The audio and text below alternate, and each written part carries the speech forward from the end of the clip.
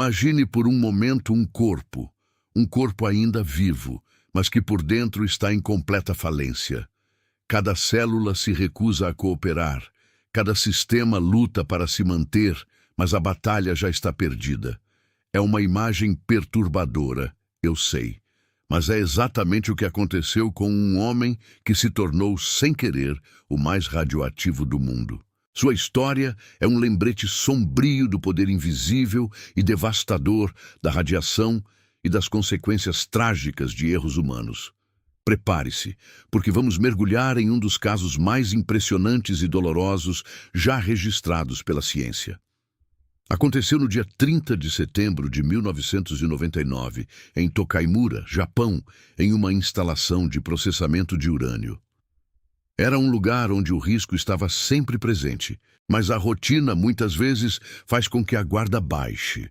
O procedimento padrão envolvia o uso de tanques automáticos para misturar uma solução de urânio. Era um processo seguro, controlado, projetado para evitar acidentes. No entanto, naquele dia fatídico, a pressa e a busca por agilizar o serviço levaram alguns técnicos a tomar uma decisão terrível. Eles optaram por um método manual, algo que não estava previsto nos protocolos de segurança.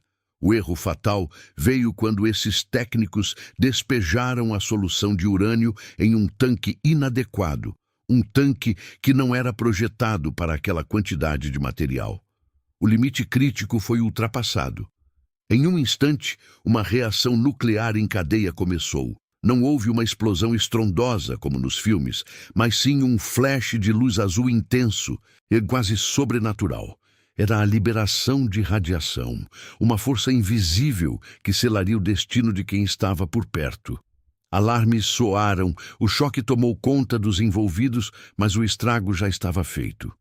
Antes de continuarmos, inscreva-se no canal e diga-nos nos comentários de onde você está assistindo. No meio desse caos estava Hisashi Ouchi, um engenheiro que se encontrava mais próximo do tanque.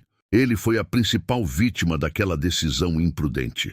A dose de radiação que Ouchi absorveu foi assustadora: 17 sieverts. Para se ter uma ideia, uma dose de apenas 4 sieverts já é considerada letal para um ser humano. Ouchi recebeu mais de 4 vezes essa quantidade. Seria o suficiente para matar qualquer pessoa instantaneamente, mas, de alguma forma, ele não morreu na hora.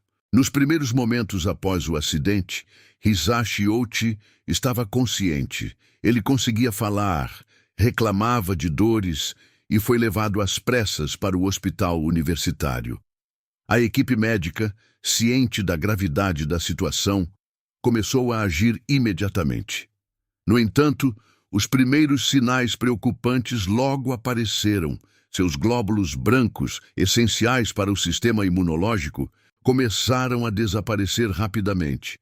Seu corpo estava perdendo a capacidade de se defender. O maior problema, porém, estava no nível celular. Seu DNA havia sido gravemente danificado. As células de Ouchi, a base de toda a vida, estavam incapazes de se dividir, de se regenerar.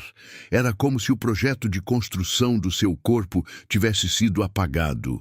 A radiação não apenas o queimou por fora, mas o desmantelou por dentro, célula por célula.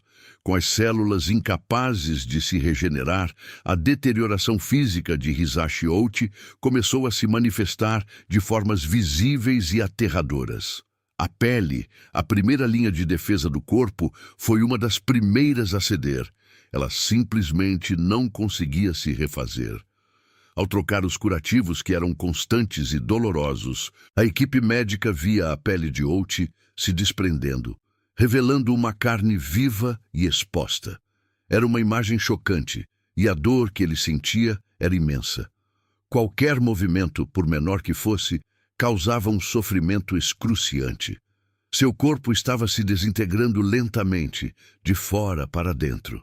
A ausência de um sistema imunológico funcional transformou o ambiente hospitalar, normalmente um local de cura, em um campo minado para Ouchi. Bactérias comuns, que para uma pessoa saudável seriam inofensivas, tornaram-se ameaças mortais. Infecções eram uma preocupação constante, e mesmo as mais leves podiam ter consequências catastróficas. A equipe médica fazia o que podia, mantendo-o em um ambiente estéril, mas a luta era desigual. Diante do quadro devastador, a equipe médica do hospital universitário tentou de tudo.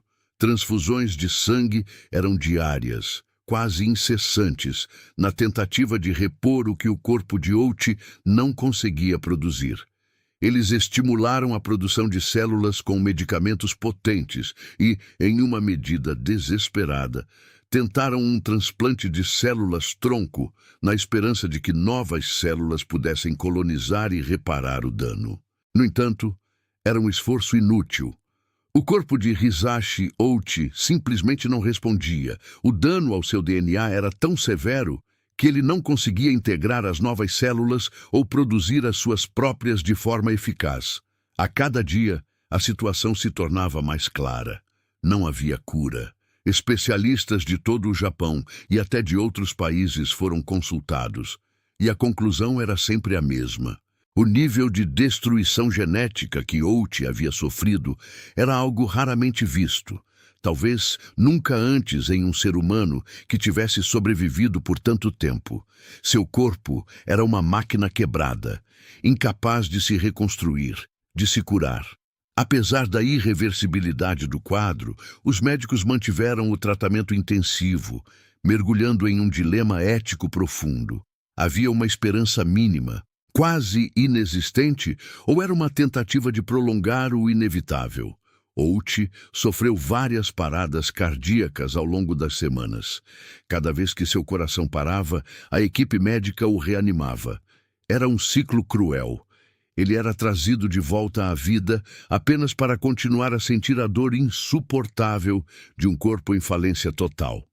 Em seus momentos de consciência, antes que a sedação se tornasse constante para aliviar o sofrimento, Hisashi Ouchi teria expressado o desejo de que parassem. Ele pedia para que o deixassem ir, que o sofrimento terminasse. No entanto, os médicos, movidos pela ética de salvar vidas e pela pressão de manter um paciente vivo a todo custo, continuaram a lutar. Eles mantinham seu corpo funcionando, mesmo que sua mente e seu espírito estivessem clamando por paz. Foi uma decisão controversa que levantou questões sobre a dignidade humana e os limites da intervenção médica. Ouchi estava lá, preso em seu próprio corpo, uma vítima da ciência e de um erro humano colossal, sendo mantido vivo contra sua própria vontade, testemunha silenciosa de sua própria desintegração. Seu sofrimento era um lembrete vívido do poder da radiação e da fragilidade da vida.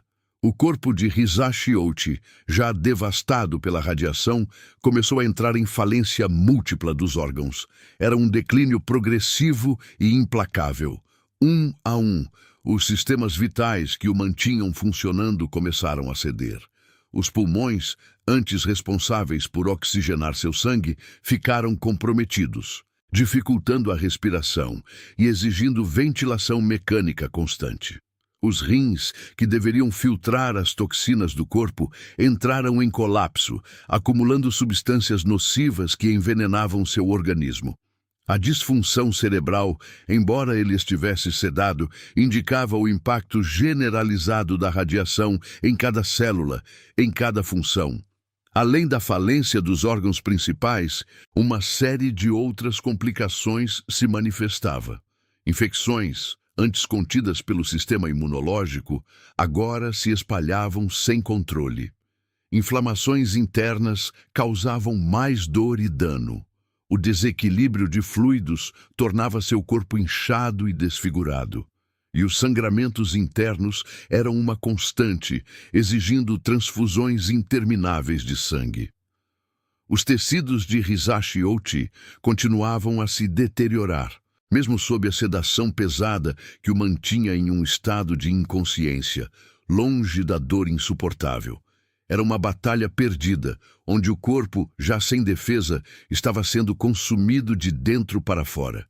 Hisashi Ouchi foi mantido vivo por máquinas por 83 longos dias.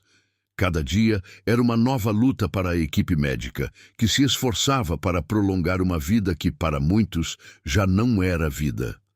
Finalmente, no dia 21 de dezembro de 1999, o sofrimento de Hisashi Ouchi chegou ao fim. A causa da morte foi a falência múltipla dos órgãos, o resultado inevitável da dose massiva de radiação que aniquilou seu DNA. O caso de Hisashi Ouchi chocou o mundo e revelou falhas graves nos procedimentos de segurança da instalação de processamento de urânio em Tokaimura, Japão. Não foi uma falha tecnológica, mas sim uma série de decisões humanas equivocadas. A cultura de priorizar a velocidade sobre os protocolos de segurança, o treinamento inadequado dos técnicos e a falta de rigor na supervisão foram apontados como as principais causas do acidente. Este trágico evento serviu como um lembrete brutal e doloroso da importância de seguir protocolos rigorosos, especialmente em ambientes perigosos onde a radiação está presente. A natureza invisível e destrutiva da radiação não perdoa erros, e suas consequências podem ser devastadoras e prolongadas. O caso de Hisashi Ouchi é, até hoje, um dos mais perturbadores já registrados pela ciência moderna. Ele expôs a fragilidade da vida humana diante de uma força tão potente e a complexidade das decisões éticas que os médicos enfrentam em situações extremas. A história de Ouchi permanece como um alerta sombrio sobre os perigos da negligência e a necessidade de respeito absoluto pelas normas de segurança em qualquer atividade que envolva materiais radioativos. Espero que essa história tenha sido esclarecedora e tenha feito você refletir sobre a importância da segurança e da vida. Se você gostou do vídeo, não se esqueça de deixar o seu like e se inscrever no canal para mais conteúdos como este. Um agradecimento especial ao Lucas Augusto, que sugeriu este tema tão importante. Se você também tem uma sugestão de tema para os próximos vídeos, deixe nos comentários. Queremos criar uma comunidade onde todos possam participar e aprender juntos. Muito obrigado por assistir e até a próxima.